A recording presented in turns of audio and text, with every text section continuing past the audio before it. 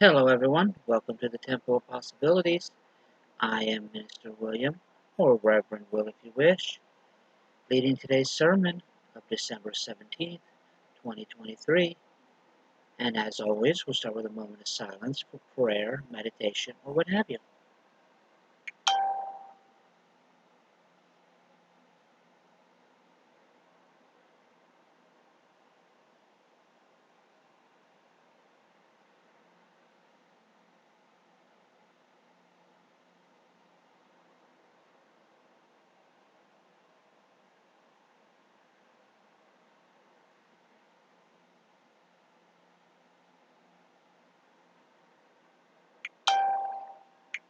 All right, thank you. Today's sermon is called, in light of the holiday season, it's called Who is Santa Claus? The History of Christmas Explained. I looked back at my old sermons and I didn't see that I did a history of Christmas last year, so kind of doing this year. This is on the ufcministry.org under sermons, and it is written by ULC minister Mike Salmon. With just a week until Christmas and all my Christmas shopping finally done, I thought it would be appropriate to look into just why exactly we have so many mysterious rituals surrounding this time of year. Because for a holiday supposedly celebrating the birth of Christ, it's pretty weird that we are decorating evergreens, telling our children that a fat man who lives on a floating sheet of ice is watching them all the time, right? Anyway, here's all you need to know about the evolution of our Christmas tradition. Christmas, just another day in the year. My journey started just by looking up when exactly Jesus of Nazareth was born. As some of you may know, the Bible is silent as to the exact birth date of Christ. The first accounts of Jesus' birth originally speculated that he was born in early January, but in Luke 2:8 tells us that the night of Jesus' birth, some shepherds were staying out in the fields keeping a watch over their flock. This would suggest that Jesus was probably born in spring or summer, as most shepherds I know would not fond was not were not most shepherds I know are not fond of freezing to death. But I still wondered, why was December 25th the chosen date? I found that historically the Romans and other ancient pagans celebrated the festival of Sol Invictus on December 25th. The festival of Sol Invictus was a celebration of the sun over the dark.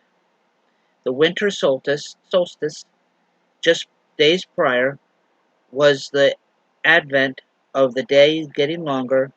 In the early days, Christianity, Jesus was often likened to the sun, so the rather insinuous explanation that Jesus was just being equated to the sun is possible. But for those of us who read Brian Stewart's The Truth, the True Origin of Hanukkah, another explanation provides itself. The cynics, oh, the cynics among us may appreciate this. According to the more cynical explanation, early Christians chose December 25th in in order to deliberately coup the ancient pagans' feast day. It has also been suggested that when Christianity was running rampant in ancient Rome, Roman authorities tried to solidify their hold over the religion by making the birth of Christ the same day as a traditional holiday.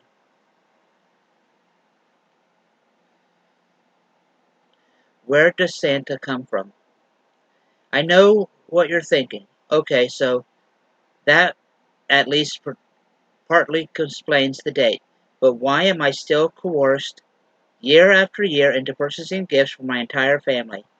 And why, just why, am I encouraged to tell my children that these gifts come from a ruddy old overweight man, his band of mystical elf helpers, and a team of flying reindeer? The origins of Santa Claus have its roots in the life of Saint Nicholas. Saint Nicholas lived in what is now Turkey in the 3rd and 4th centuries and reportedly gave many gifts to local children. For this reason, he became known as the patron saint of school children. But the more fantastic elements that birth our modern conception of Santa Claus arise from the Dutch tradition celebrating Saint Nicholas. In the Dutch tradition, Saint Nicholas, Sinterklaas, is depicted as having a white hair and a long, thick beard. He dresses in his familiar crimson robes and walks around with a book in which he records whether children have been naughty or nice. In this tradition, Sinterklaas is also associated by Moorish helper, I'm going to butcher this name, Zinwarti Pintit. Zinwarti Pintit carries around a bag filled with candy for the children and helps Sinterklaas deliver and wrap all the presents. In the past, Zinwarti Pintit was accused of donning blackface, kidnapping children, and taking them to Spain. Shockingly, this depiction of Santa's first elf seems to be on the way out. More traditionally, Zinwartpittin's, I'm sorry I'm butchering that name, darkened face has been attributed to chimney soot as he helped Santa. I also couldn't find any mention of him kidnapping children any time recently. My perspective now. My investigation into the traditions of Christmas now at a close, I came back to what had motivated my search in the first place. What to tell my children, 7 and 5 respectively, about the craziness of Christmas. I had to laugh a little at the cultural ghosts that still hold so much sway over our modern world and prevent us from really coming together with our fellow man.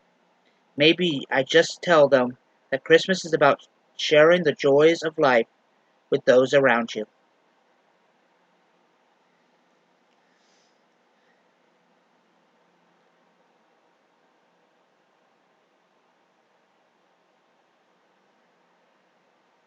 Since Christmas does have uh, its roots in the pagan holiday of Yule and winter solstice and whatnot, I like to say um, that I can celebrate the holiday with my Christian friends. The pagans and the Christians can celebrate their holidays together, with the only real difference between the two is the reason why we celebrate the holiday. The Christians celebrate it for the birth of their Lord and Savior. The pagans celebrate it uh, as almost said about it in the sermon of sun and the days getting longer and winter. So, if two faiths can celebrate the same holiday, but with slightly different meanings behind it, how come we can't come together with everything? Why must we let the little differences make us fight and disagree and push each other? No matter what you believe, this holiday has also become for everyone in this world, regardless of their faith or what they believe, as a day to spread joy with those that you love. And maybe that is something that we should focus on the most. You could celebrate it for what it is personally to you, and then with your friends and family, who and those in your community that don't believe the same as you do, or are little differences than you, and spreading joy, togetherness with them. Well, I'll see you next time.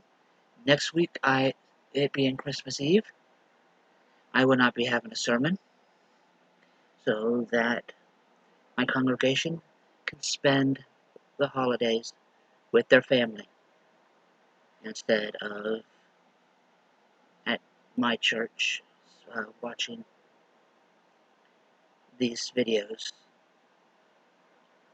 But I will have a family Christmas video as we do every year.